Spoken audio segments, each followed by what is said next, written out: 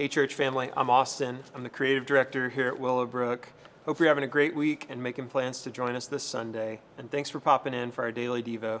Today we're in Galatians 4, and I want to focus in on the first 7 verses and share some encouragement with you and hopefully remind you of just how much you mean to God here. So let's read these first 7 verses together. What I'm saying is that as long as an heir is underage, he's no different from a slave, although he owns the whole estate. The heir is subject to guardians and trustees until the time set by his father. So also when we were underage, when we were in slavery under the elemental spiritual forces of the world, but when the set time had fully come, God sent his Son, born of a woman, born under the law, to redeem those under the law, that we might receive adoption to sonship. Because you are his sons, God sent the Spirit of his Son into our hearts, the Spirit who calls out, Abba, Father. So you're no longer a slave, but God's child, and since you are his child, God has also made you an heir. So lots of good news in this passage. Obviously, God sending his Son to purchase our freedom from our enslavement to sin. That's incredible news. Nothing we could ever do to deserve that. Just the most incredible news. But what I love is that God doesn't stop there. It says that God has adopted us into sonship.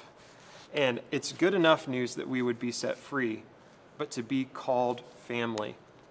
What a privilege to be called family. And along with that adoption and sonship, I love that it says, because you are his sons, God has sent the Spirit of his Son into our hearts, the Spirit who calls out, Abba, Father. So God sent his Son to secure our sonship, but he sends his Spirit to assure us of our sonship and his adoption of us. And I just love that God even thought out to send his Spirit to assure us that we are his children and we are a part of his family. And I also love, it says the Spirit who calls out Abba, Father.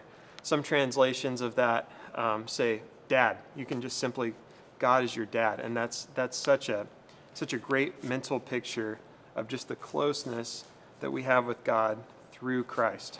So thank God today for Jesus' sacrifice to secure our freedom from sin and our salvation, but also to adopt us as sons and daughters of God.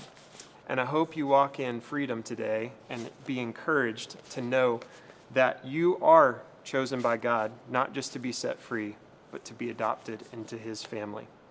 Hope you have a great day, church family. We will see you Sunday.